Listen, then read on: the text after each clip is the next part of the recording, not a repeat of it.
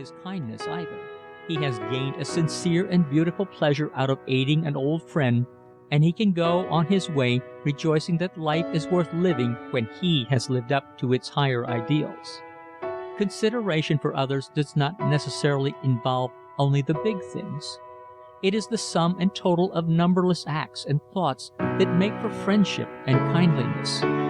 People who are thoughtful surely brighten the world. They are ever ready to do some little thing at the correct moment, and after a time we begin to realize how much their presence means to us. We may not notice them the first time, or the third, or the fifth, but after a while we become conscious of their persistence and we esteem them accordingly. Such men are the products of clean, straightforward lives. They are never too busy to exchange a pleasant word. They do not flame into anger on a pretext. Their code of existence is well ordered and filled to the brim with lots to do and lots to think about.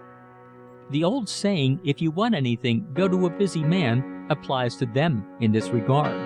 The busier men are, the more time they seem to have for kindliness.